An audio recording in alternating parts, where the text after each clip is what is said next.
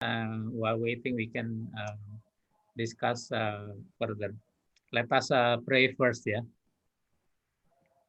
Thank you, Father, for this evening, for the opportunity to learn on how to read the Bible so that we can go deeper and understand better your words that we can apply.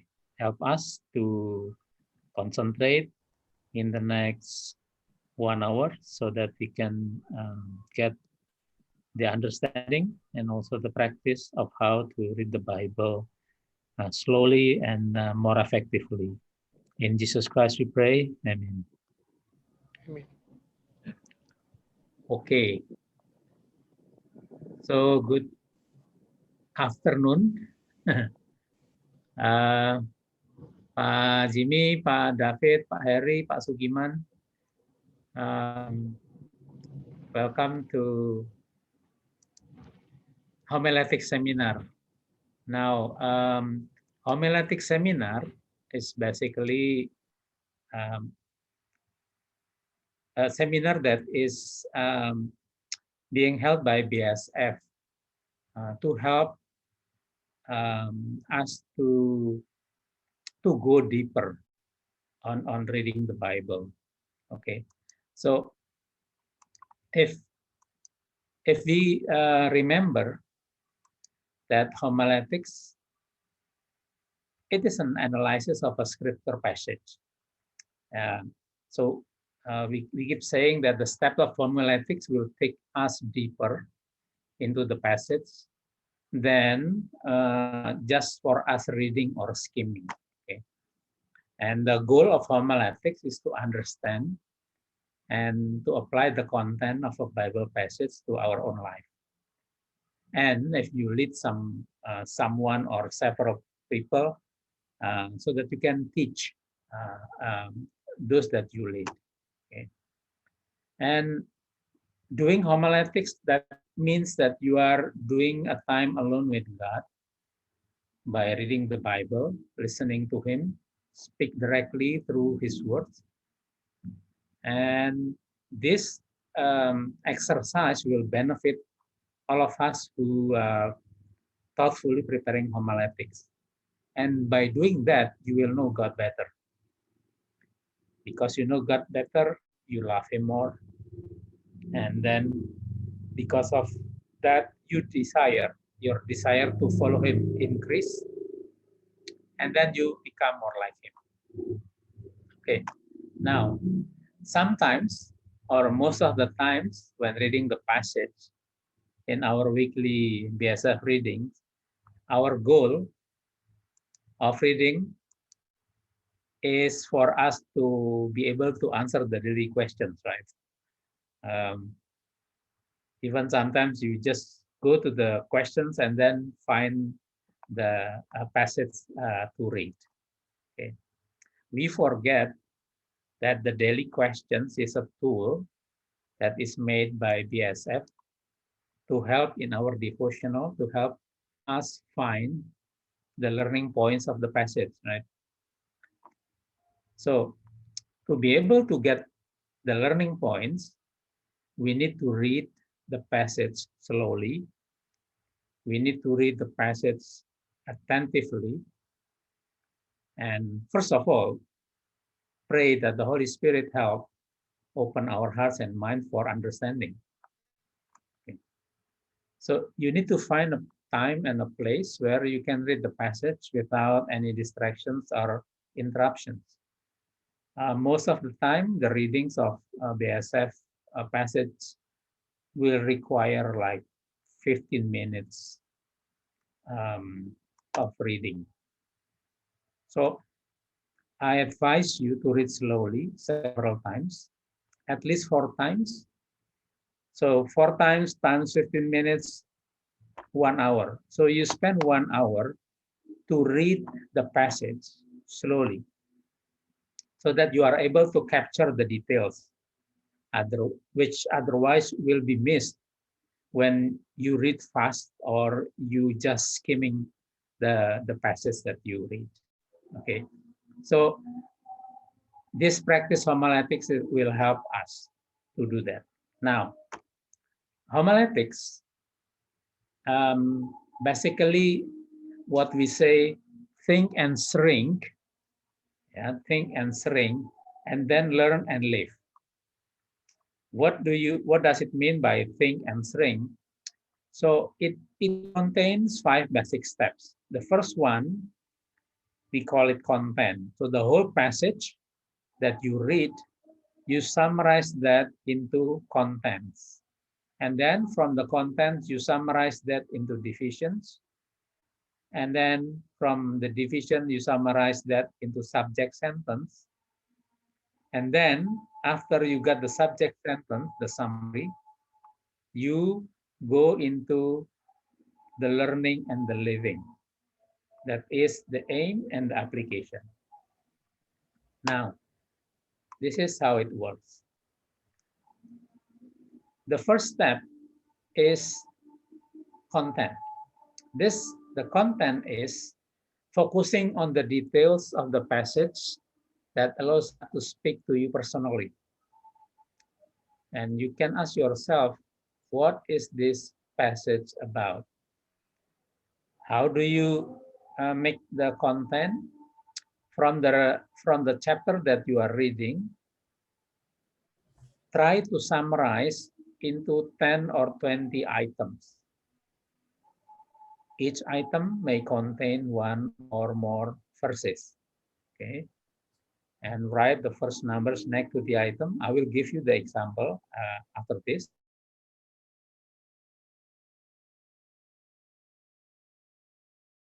Entire passage to a list of words or phrases that capture the content.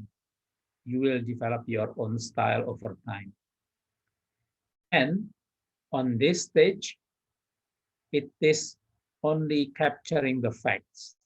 The goal is, in this stage, to remember the facts. Record what the passage is saying, not your interpretation or conclusion. Not yet. You just need to remember the facts, to record the passage, what is the passage is saying.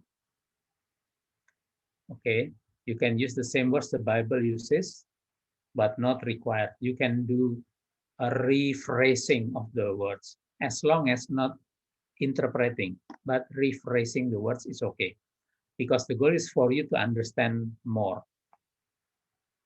By writing that will cause you to remember more, right?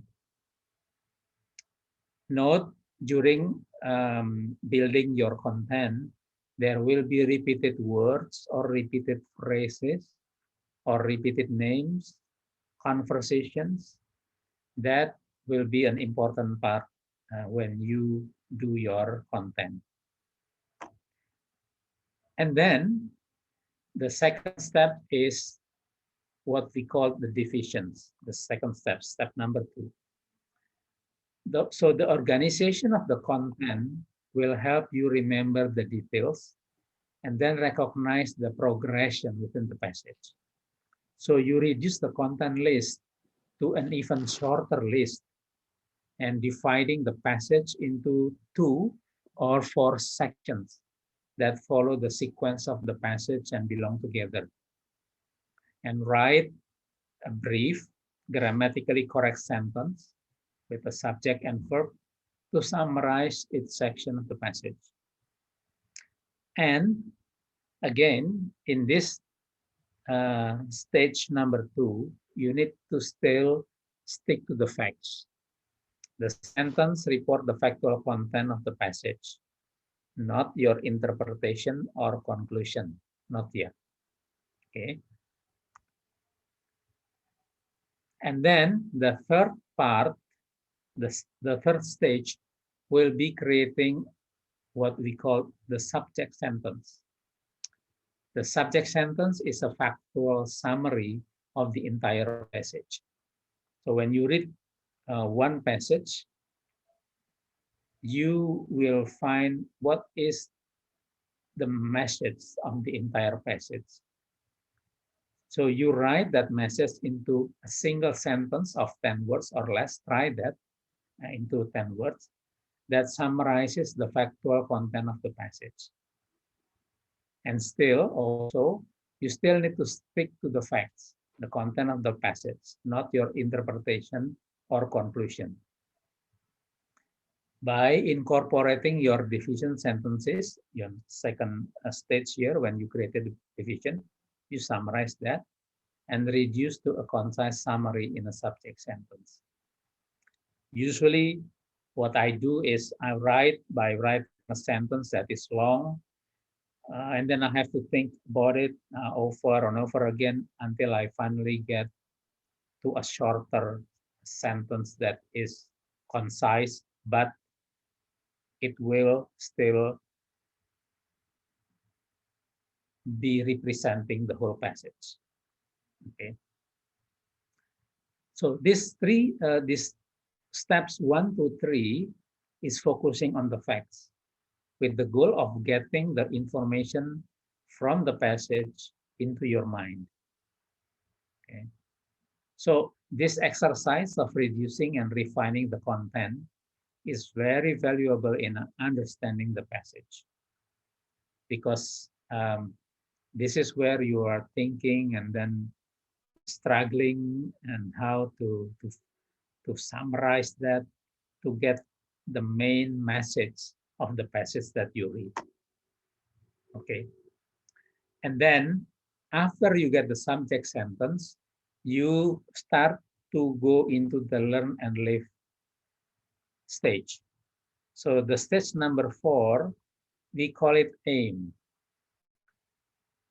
So we move from the facts of the passage to the truth of the passage that teaches us. What is the spiritual truth of that? The main truth of the principle that rising from the Bible text. The aim is the key conclusion to learn and remember. It may reflect what God has impressed on you while studying the passage. So this is the part that you started to think, what do I learn from this passage that I make the summary? Okay.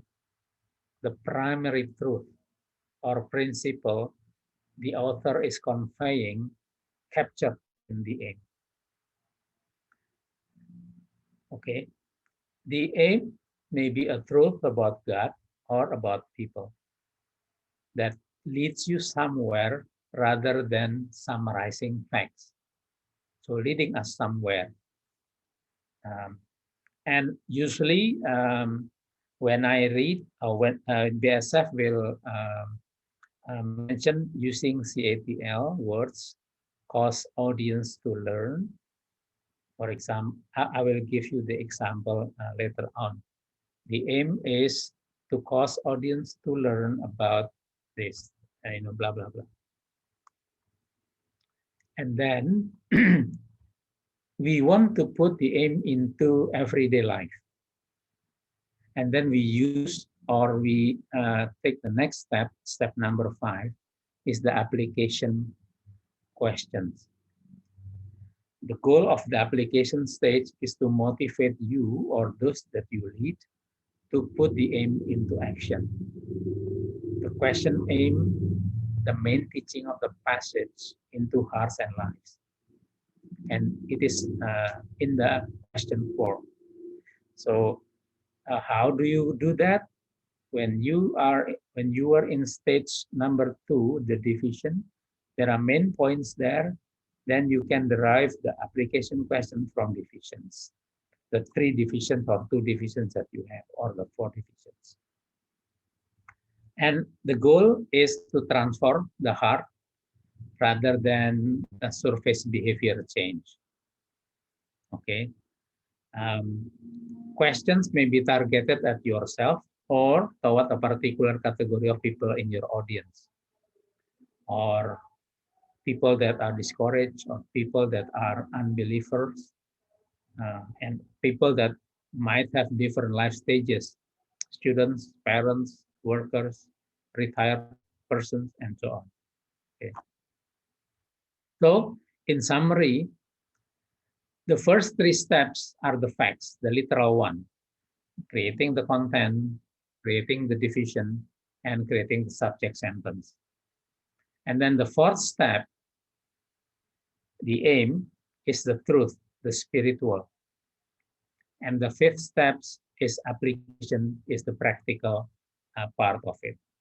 Now, I'll give you a sample of on how the process is being done. Can we open our Bible, open Genesis chapter 15. Please open Genesis chapter 15.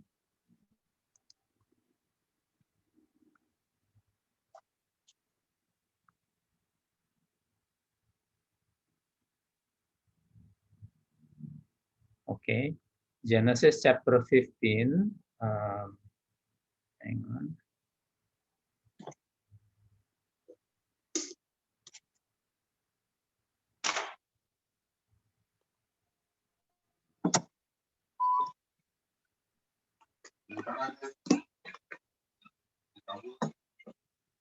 No, sorry, not 15, but 13. Genesis chapter 13. Genesis 13 atau Kejadian 13.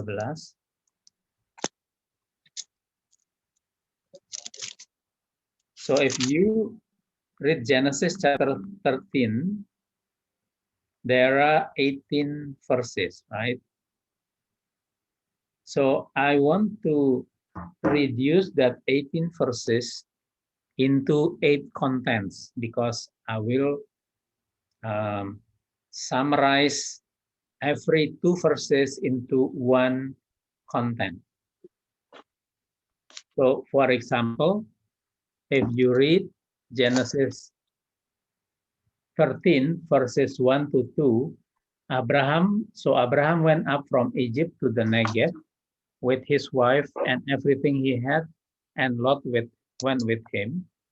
And in verse 2, Abraham had become very wealthy in livestock and in silver and gold. Okay. So what I do is making a content on those 2 verses. A very wealthy Abraham went up from Egypt to Negev with his wife, Lot, and his possession. So I summarize that into 1 content. Okay. And then verse 3 and 4, from Negev he went from place to place until he came to Bethel, to the place between Bethel and Ai, where his tent had been earlier, and where he had first built an altar. There, Abram called on the name of the Lord. And then I summarized that in content number 2. So I put verse number 3 and 4 in the first sentence. Abram went to places from Negev until Bethel, the place of his tent and his first altar earlier. He called on the name of the Lord. That I summarized. And then verse 5 to 7. Now Lot, who was moving about with Abram, also had flocks and herds and tents, but the land could not support them while they stayed together, for their possessions were so great that they were not able to stay together. Okay, so and then verse 7, and quarreling arose between Abram's herders and Lot's. The Canaanites and Perizzites were also living in the land at that time. So because 5 up to 7 is one thinking, one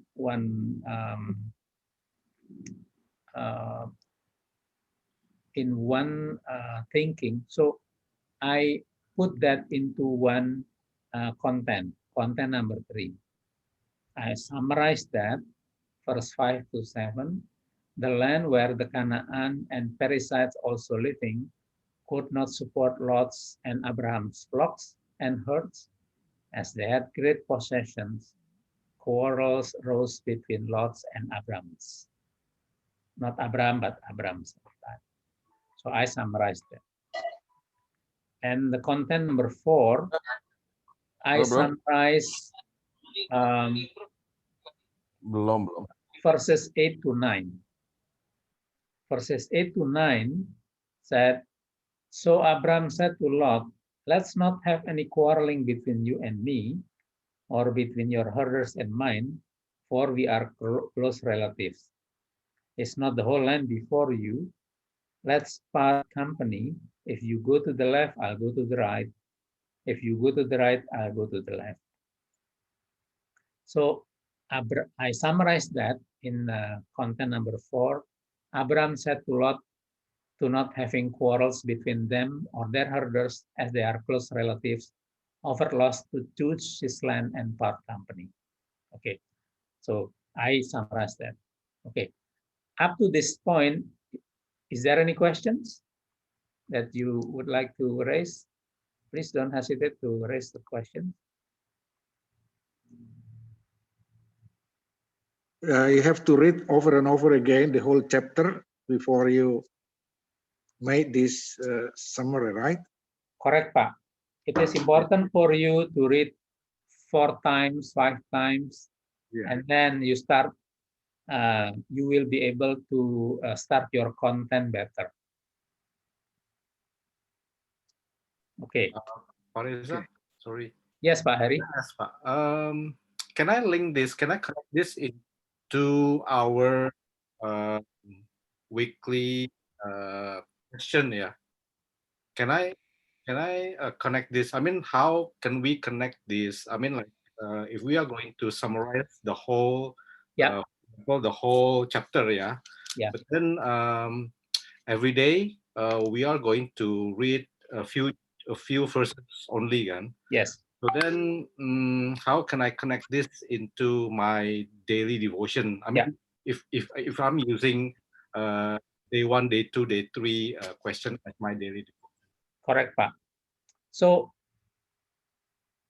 the reason why homiletics is actually much more better for you to do before you do your daily questions is because it will give you a bigger picture. You know, rather than directly goes into the daily questions, you go into smaller bits, right, every day, and then you lose the perspective of the whole passage. It's better for you to read the whole passage for that week and struggle with it first. Usually, I spend about 2 days in a week just struggling with that passage first. I do not touch the daily question first. I just work on my homiletics first. Then, after I do my homiletics completely, usually it took only like 1 hour for me to finish all the questions of that week. Oh, I see. You know, because I already have all the picture and I already have the struggle with that. And then I already reflect on it and all the questions that I have and all the learning that I have in that 2 days time. So the daily question from BSF will basically help me going deeper and giving me another perspective. Some points that I found during my 2 days of homiletics will be enhanced by the different angle of the daily question from BSF. That's the beauty of it. Okay. Now, let's continue from this so that you can see the whole picture of it. So the 18 verses of Genesis 13, I summarized into 8 contents. The contents only the phrases, but it is reflecting of my reading several times and looking at it intently, and I summarize that. My language or my style will be different from yours. So, but the facts that are captured should be the same. Okay. Now I already captured from 18 verses into 8 contents, and then I move to the stage of division. Okay, that's from that 8 contents, I divide it into 3 divisions. So from verse 1 to 9, I have a summary, basically saying that Abram told Lot to choose the land to avoid quarrel. That is my summary of 9 verses, the first 9 verses. And then the second division, verse 10 to 13, Lot chose whole plain near Jordan. Abram get the land of Canaan. And then verse 14 to 18, the Lord promised Abram the land be his forever and countless offspring. Division is like, do you remember when you watch a drama or play in a theater? Yeah. Okay. When you watch the play, there are times when they close the screen and then open again into a different stage, right? Yes. Yes. All right. So that is how you imagine the divisions here. In our reading, it's the same, Pak. You know, there is one scene and then close and then opening to a new scene. So in this chapter, yes? We call it babak in bahasa. Ya. Babak, betul. Ya, saya bingung division apa ya. Thank you Pak, udah ketemu babak. Yeah. Jadi ada 3 babak di sini. So there are 3 babak in this chapter 13. The first babak pertama, Abram memberitahu Lot untuk memilih tanah untuk menghindari pertengkaran.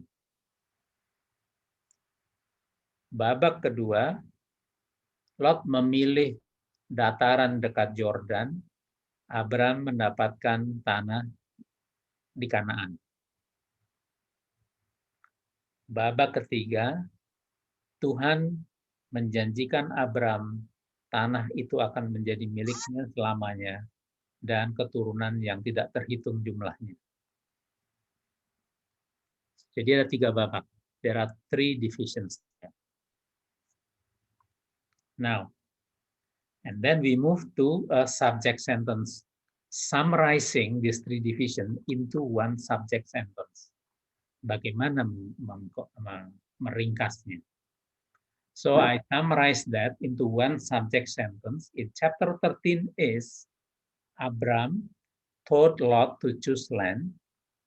The Lord promised him the land and numerous offspring.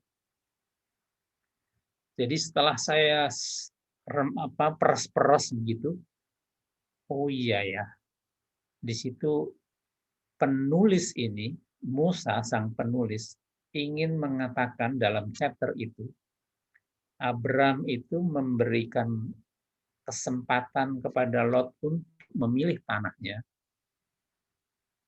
dan kemudian Tuhan menjanjikan Abraham bahwa tanah itu akan menjadi miliknya dan dia akan memiliki keturunan yang jumlahnya luar biasa. Itulah di chapter 13 gitu. Intinya gitu. Ngomong-ngomong, di BSF itu di chapter 13 itu kalau nggak salah pelajaran nomor berapa ya, saya lupa itu. Pelajaran lesson nomor 9 atau berapa. Division 1, 2, dan 3 itu ada di hari kedua, hari ketiga, dan hari keempat gitu ceritanya. Nanti Bapak bisa cek. Oke. Nah, kalau sudah ketemu subject sentence-nya, udah nih sudah bergumul begitu, mikir-mikir iya ya. Chapter 13 ini isinya adalah itu. Lantas apa yang kita bisa pelajari dari situ kan begitu. So we go to aim. If you are doing a devotional talk, or kalau Bapak Pak Heri atau Pak Luhut mau bikin renungan dari chapter 13 itu, apa yang ingin kita ajarkan dari yang kita baca itu? Nah, saya mendapatkan causing the audience to learn atau CATL that a gracious heart is one characteristic of God's children. Bahwa salah satu karakteristik dari anak Tuhan adalah yang memiliki hati yang pemurah. Itu yang saya pelajari, yang saya ingin sampaikan kepada orang yang saya ajak merenung kalau kita membaca chapter 13. Abraham memiliki hati yang murah kepada Lot, menyilahkan Lot keponakannya, padahal harusnya dia yang lebih tua, yang lebih berhak begitu. Tapi karena dia menyilahkan Lot untuk memilih tanahnya, kemudian di cerita itu disambung dengan janji Tuhan bahwa tanah itu akan jadi miliknya dia.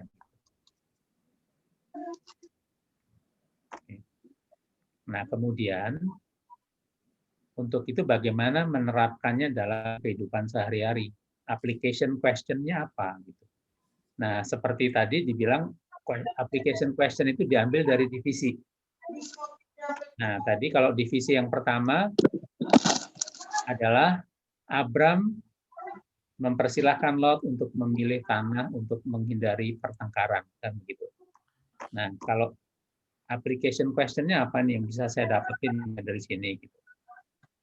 Pertanyaannya saya buat, bagaimana kita menyelesaikan potential problem atau potential quarrel with your close one? What sacrifices are you willing to give?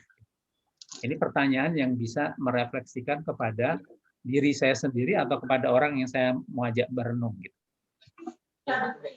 Dari divisi di mana kita belajar Abraham memberikan dengan murah hati kesempatan kepada Lot untuk memilih tanah, kita bisa menarik pelajaran dari situ dengan membuat sebuah pertanyaan aplikatif.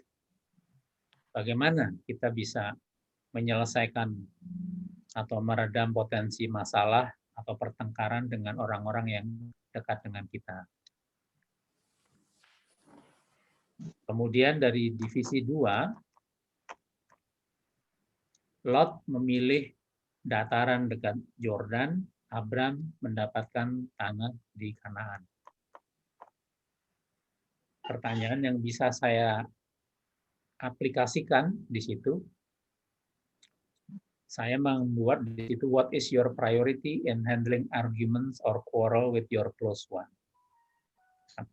Or how do you involve God in handling your problems? Itu bisa saya ambil dari divisi 2. Dari divisi 3, the Lord promised Abraham the land be his forever and countless offspring atau numerous offspring. Pertanyaannya yang bisa saya lakukan adalah, where do you see God's promise at work in resolving your problem? Jadi kita bisa, kalau kita pikirin lebih lama lagi, kita pertanyaannya bisa banyak yang bisa kita buat sesuai dengan situasi dan orang yang akan kita ajak merenung gitu. Kalau orang yang kita ajak merenung itu adalah mahasiswa, ya pertanyaannya mungkin bisa kita arahkan ke dunia kehidupan dia di perkuliahan, kan begitu. Nah, sampai di sini ada yang mau bertanya? Any questions? Yes, sir. But giving up his right, Abraham, to Lot, I think in today's case, it is a big deal. You should consult your wife. Once again, Pak, sorry. In today's context, giving your right to others in the context of Abraham, it is a big deal. Okay, yeah. So in today's context, as a family, I think you need to ask the permission of your wife. Yeah, that's one thing. But is there any spiritual lesson that we can take from that passage we read, that we can learn from that? Thank you, Pak Luhut. Yeah, yeah. But I got the point actually. Yeah. Okay. Any other questions? Okay. So let's practice using chapter 26, 25, and 26. I hope you already read that chapter several times. Okay. And see how we can apply the same process of doing the homiletics on chapter 25 to 26, starting from using the content. Right? And then we move to divisions, and then we move to subject sentence as the summary of the divisions. The division is the summary of the sentences. And then we move to aim, the spiritual truth of that lesson. And then we move to application questions.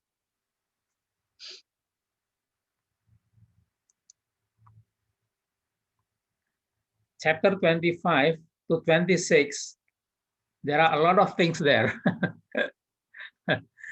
Before, maybe if you already read it, you see a lot of things there, right? Yes. I think from the 60 plus verses, you have like, ada babaknya ada berapa itu Pak? Mungkin ada 10 babak yang berbeda itu.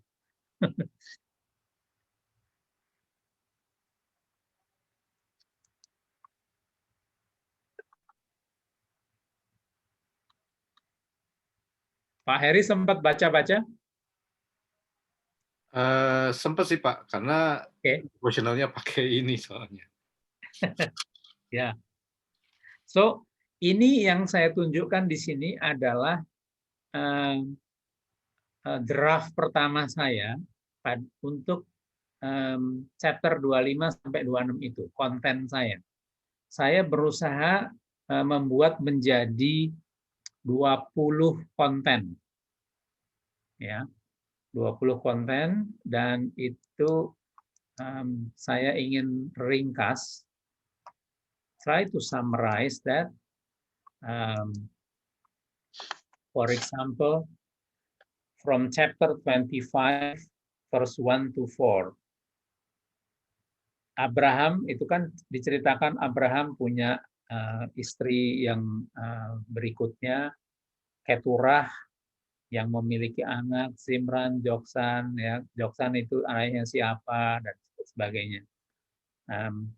I wrote that 4 verses into one content. Okay, and then verse 5 to 10, I summarized that into one content. Content number 2.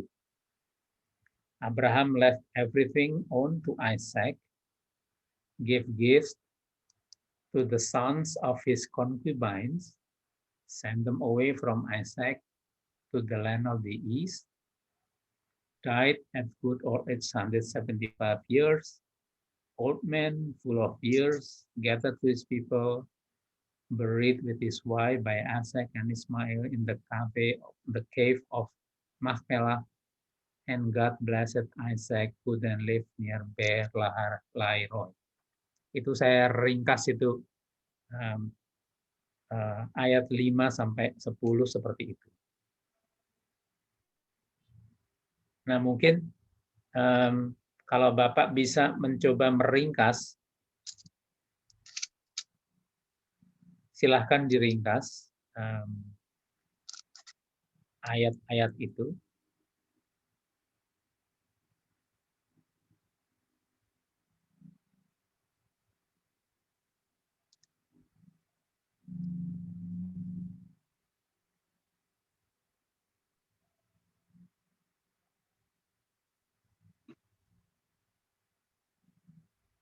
Mungkin kita coba dengan sekitar 15 menit ya Pak ya, untuk latihan meringkas menjadi konten-konten ini, silahkan. Yang chapter 26 ya. Ya, 25 to 26 Pak. Itu 2 bab Pak.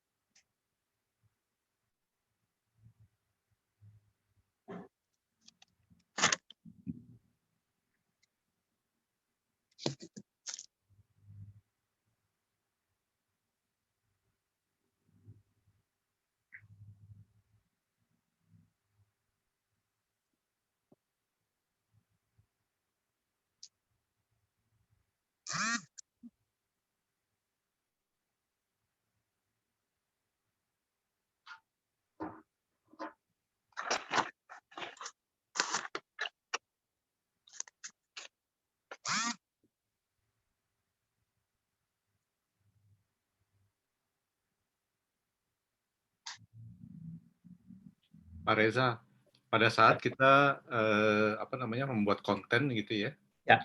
so we cannot say like misalnya sekarang kita lihat ada beberapa list nama gitu kan, we cannot say Abraham took another wife, Keturah, and had children gitu, nggak bisa ya. So it has to be still in detail ya kalau di kontennya gitu ya. Bisa seperti itu setelah nanti Bapak revisit lagi. Kalau pertanyaan Bapak ini sebetulnya iya jawabannya untuk kasus ini. Karena ini adalah gaya penulisannya di zaman Perjanjian Lama. Pada dasarnya hanya untuk mengatakan itu anak-anaknya Abraham melalui kundiknya namanya Keturah. Dan kenapa disebutin? Karena dia nanti ada implikasi berikutnya. Yeah. Istrinya Musa, Sipora kan orang Midian ya. Jadi makanya disebutin di situ nama-nama itu karena akan ada impact-nya nantinya gitu. Oke, thank you Pak. Ya.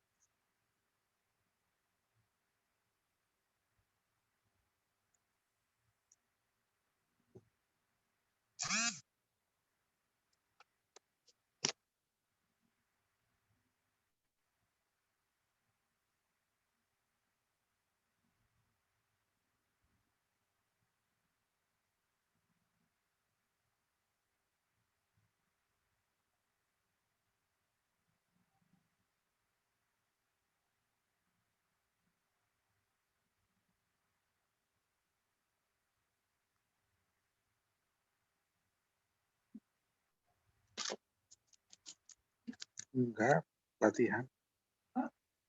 Latihan.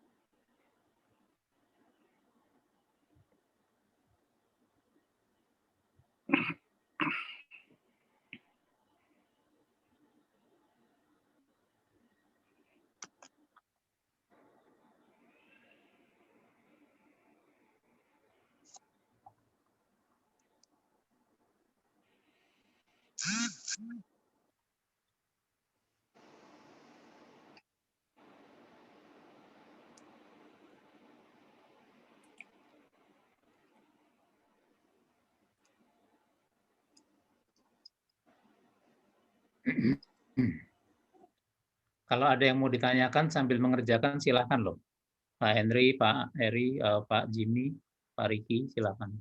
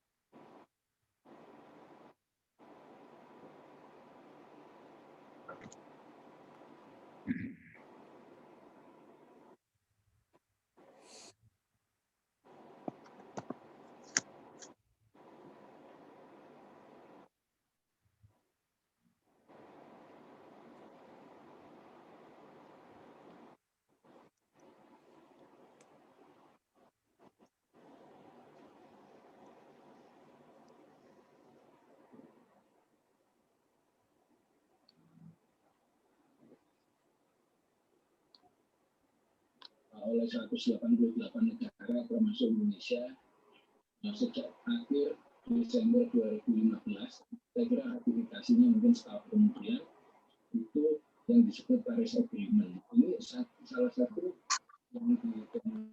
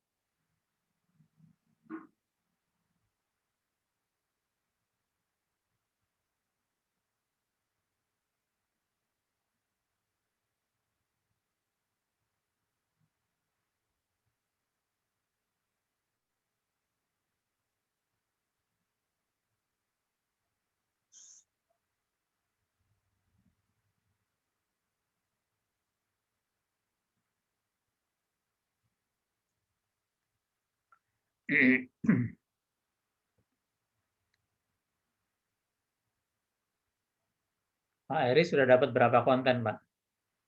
Saya, Pak. Ya. Saya baru mau mulai kejadian 25 sampai 27. 25 sampai 26 ya, Pak, kita? Iya, saya nih baru sampai Genesis 25 ayat 26. Oke. Itu dapat berapa konten? Saya 5 sampai 26. dapat 1, 2, 3, 4, 5, 6, 7, Pak. 7 ya? Oke. Ya. Oke. Hampir sama dengan saya. Saya dapatnya 6. 6. 6 ya. Tapi itu belum selesai kejadian 25 itu, Pak. Baru sampai. Iya. Oh, Ya. betul ya. Bapak kebayang nggak bahwa di chapter 25 itu Iya. itu ada berapa babak coba? Iya, betul, Pak. Ya kan? Ya. Babak pertama Abraham. Betul. Ya kan? Terus babak kedua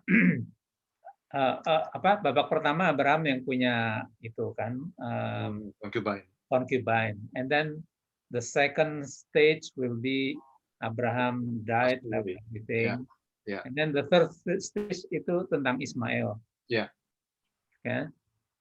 And then the fifth stage cerita mengenai Ishak yang berdoa minta anak dan kemudian mendapatkan anak.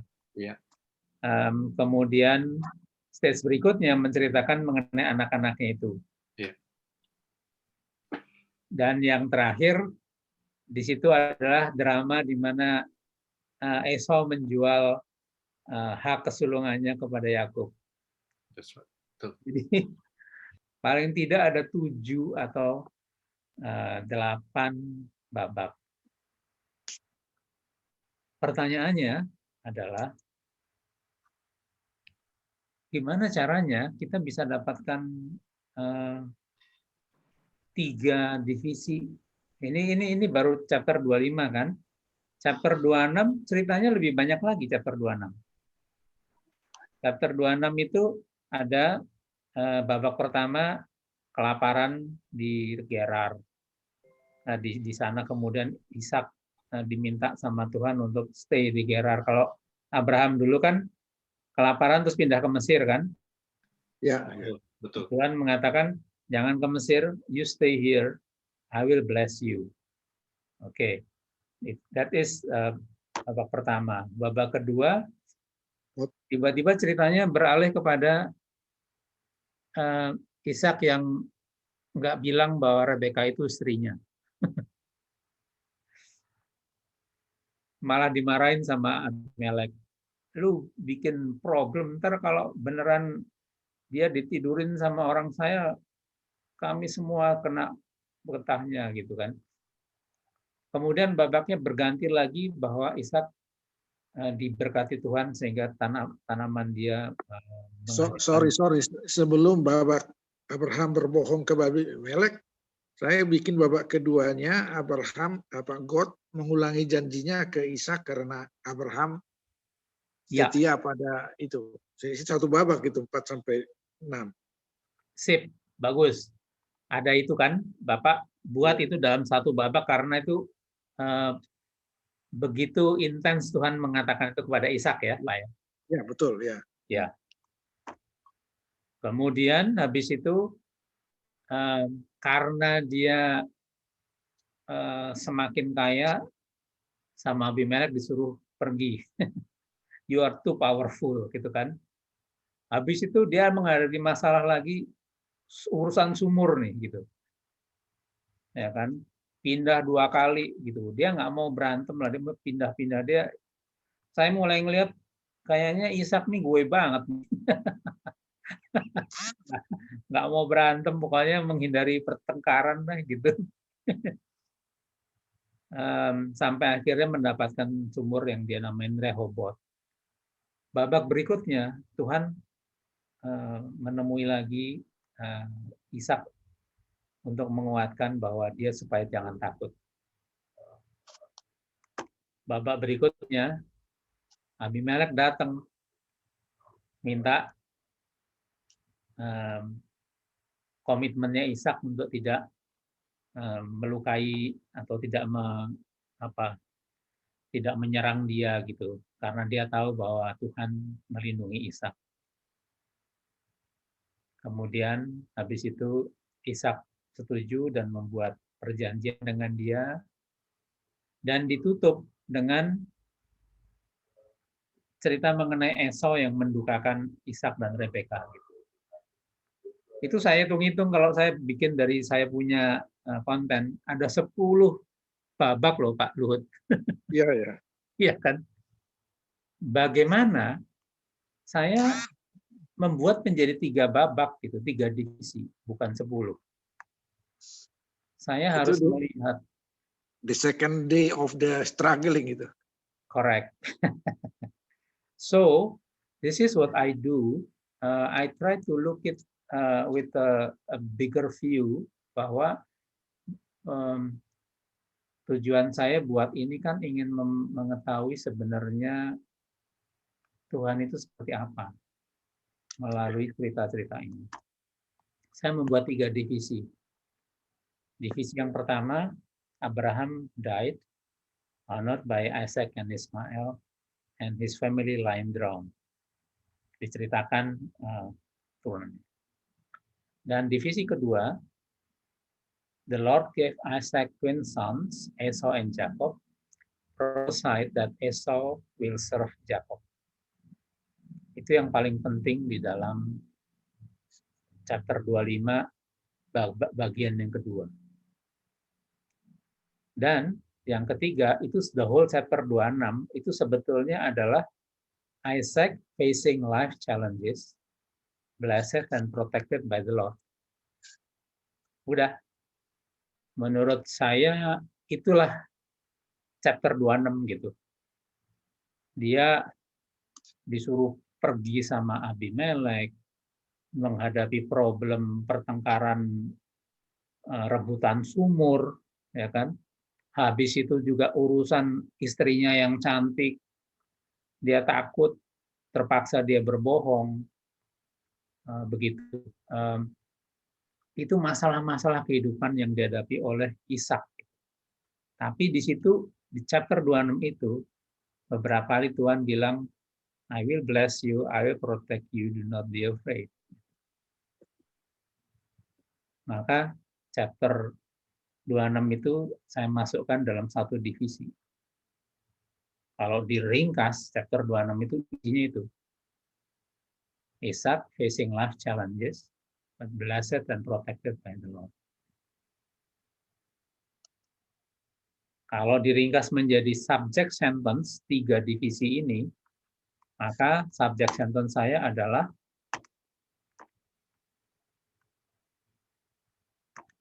Abraham died, the Lord gave Isaac and sons, Esau and Jacob, blessed and protected him in facing life challenges.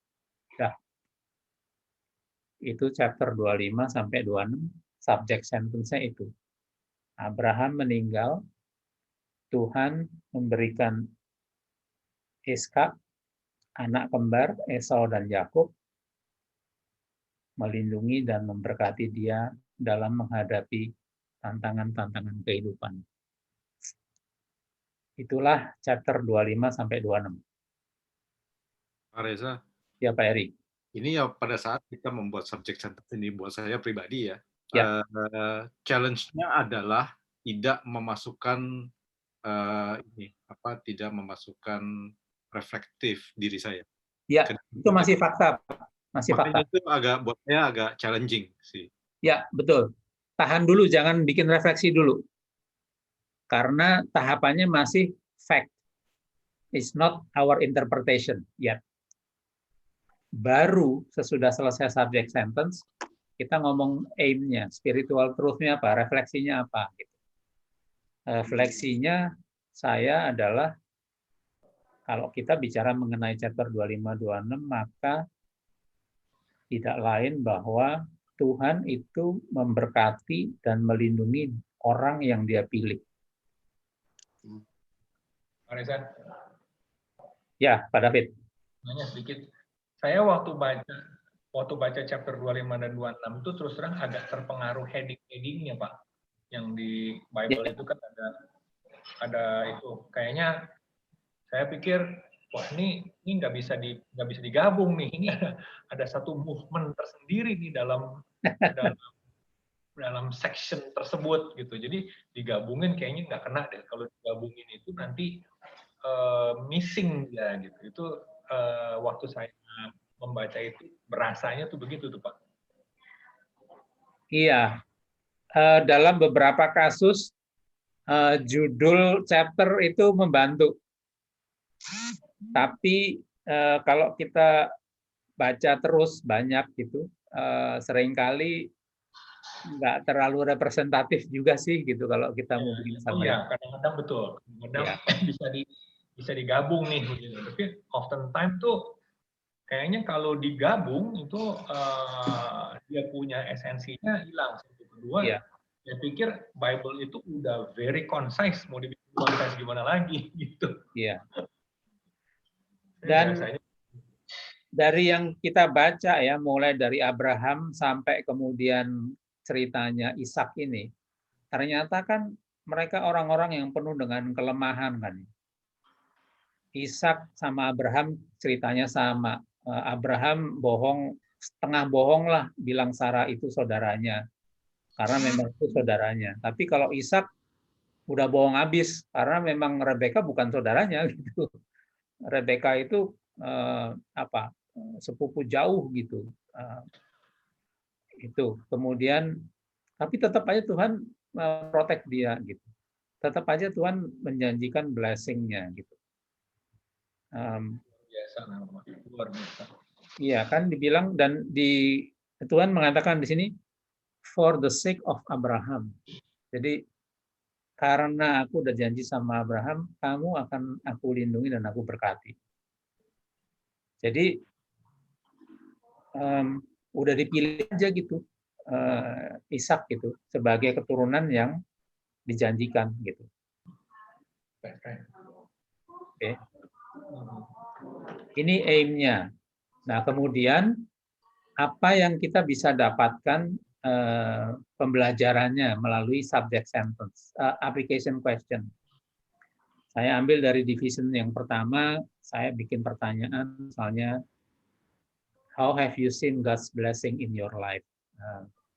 Ini merefleksikan dari bacaan di divisi 1 yang kan di situ Abraham meninggal dan kemudian disebutkan Allah memberkati Ishak gitu ya. Nah, dari tantangan hidup yang ada, dari kesedihan yang ada, tetap dituliskan Tuhan memberkati Ishak. Nah, bagaimana kita melihat berkat Tuhan dalam kehidupan kita? Itu satu contoh pertanyaan yang kita bisa ambil dari babak pertama itu. Babak kedua lebih rame kan, mengenai Ishak. Dan dibilang di sini, saya bisa buat 3 pertanyaan nih. Which area of your life that you want God's help to be strengthened or corrected? Karena nampaknya Ishak itu kan dibilang di sana dia adalah orang yang bisa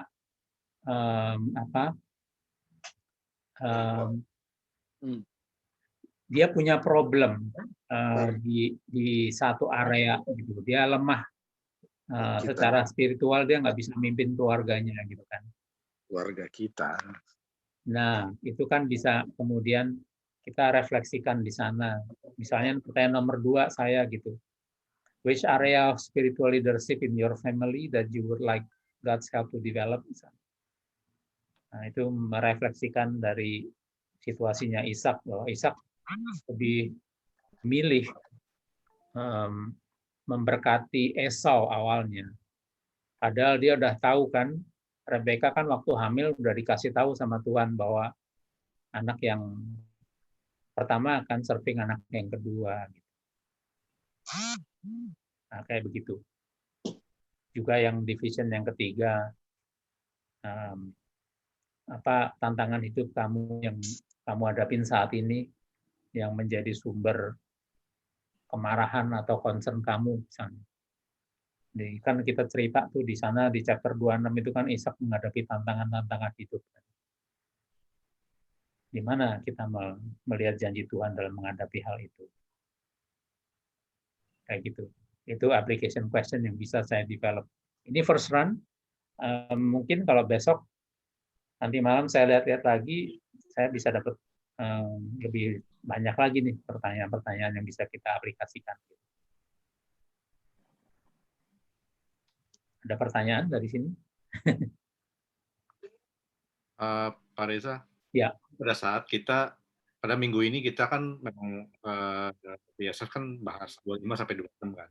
Ya. Tadi Pak Reza bilang di awal kalau kita baca ini sekitar mungkin 4-5 kali. Itu dalam artian pada saat mungkin kita baca 1-2 kali kemudian kita bisa buat 1-2 kali kemudian kita bisa langsung buat konten. Kemudian setelah kita buat konten, division dan subject sentence mungkin setelah tadi Pak Reza bilang kita bisa ulang lagi dan kita mungkin bisa koreksi atau kita bisa ganti. Bisa, Pak. Kan ini bukan ujian TOEFL, Pak. Ya kan, ini kan dalam rangka menajamkan spiritual kita. Jadi sesudah Bapak buat ini gitu, udah bikin sampai application question. Habis itu coba Bapak buka pertanyaannya BSF yang harian. Ntar Bapak bisa-bisa terkejut kalau, pertanyaannya mirip ya dengan apa yang saya buat gitu. Seringkali yang seperti itu kejadiannya. Artinya kan, sama nih. Kalau udah gitu saya senang nih. Oh, berarti sama nih BSF nih. Arahnya kemana gitu. Kalau bayangkan kalau kita lakukan itu tiap minggu gitu dan tiap hari kalau karena kita BSF mingguan, jangan sampai PR BSF itu jadi momok gitu, jadi sebuah tugas. Tapi yang pertama kesukaan sebagai sebuah sukacita. 2 hari pertama dalam seminggu itu saya nggak sentuh pertanyaan BSF, saya lakukan homiletics dulu. Suka-suka saya gitu, mikir-mikir sendiri gitu, berdoa apa yang bisa saya pelajari dan sebagainya. Habis itu ntar lihat pertanyaan BSF, oh iya ya ada angle ini bagus nih gitu. Pertanyaannya nih gitu. Saya bisa update tuh homiletics saya dalam hal application question-nya gitu. Saya bisa nambahin. Terus nanti ada lagi Pak, kan Bapak baca notes kan? Nah di notes itu ada lagi kan itu angle baru lagi gitu, masuk lebih dalam lagi.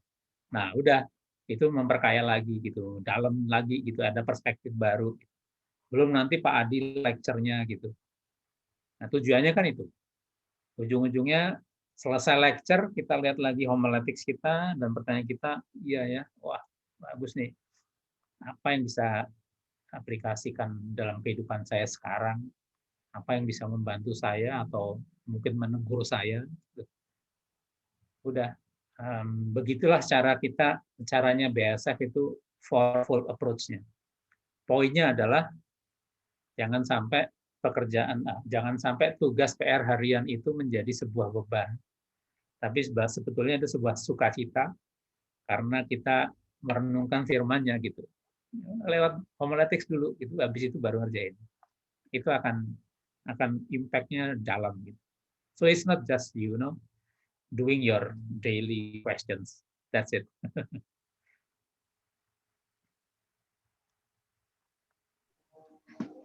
So Pak Reza, biasanya kan homiletics is after you do the question ya. So you suggest sometimes we should do the homiletics first ya before doing the question ya. Iya Pak, I really love doing it before doing the questions. So just out of curiosity, for this sample Genesis 25-26, right?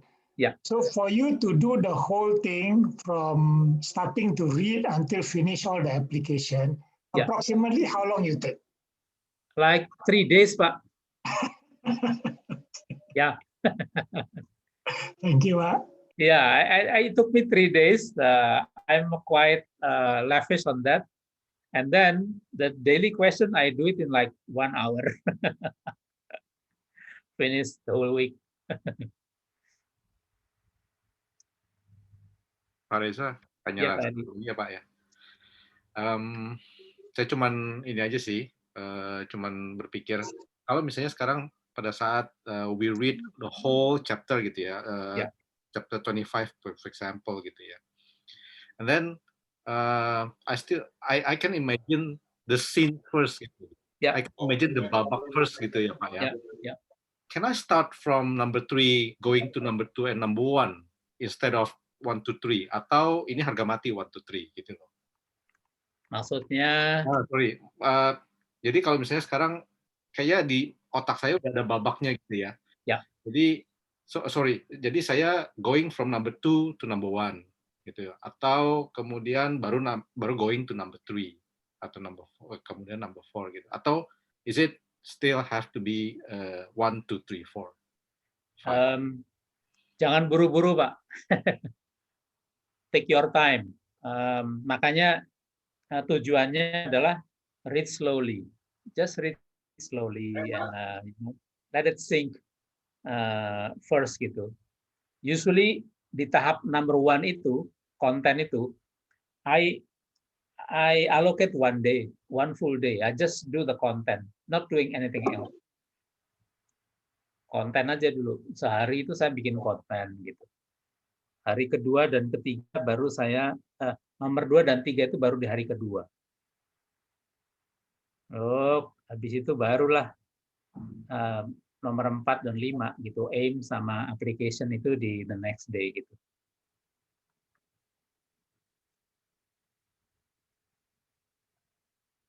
Jadi saya nggak buru-buru. Saya berikan waktu yang cukup longgar gitu untuk tenggelam dalam konten dulu gitu.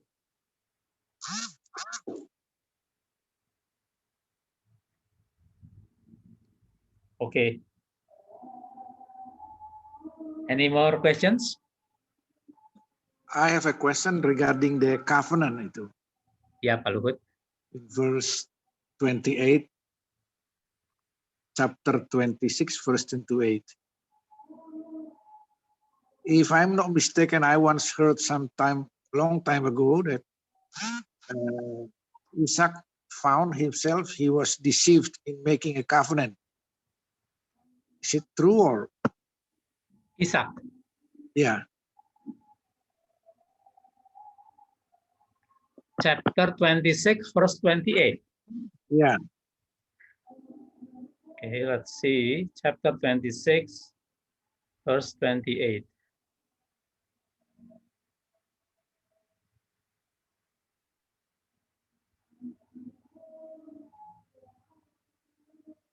Yang Abimelek mengatakan bahwa kami melihat jelas bahwa Tuhan bersama dengan kamu, sehingga kami berpikir harusnya kita punya perjanjian di antara kita, gitu ya. Yeah. Pertanyaan Pak Luhut, apakah I mean, did Isaac regret later on for making the covenant? Saya belum tahu. Tapi yang I was not sure, but somehow I heard the preacher said it's a long time ago. okay. Maybe I was wrong. Yeah, probably. Let me go into that also, Pak. Tapi Okay. yang dari sini kan tertulisnya seperti itu ya, bahwa Yeah. mereka minta perjanjian damai gitu kan.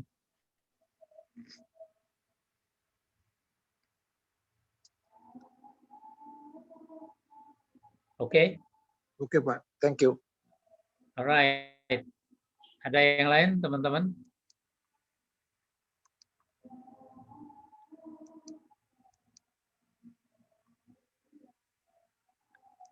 Alright. Oke, kalau begitu kita akhiri.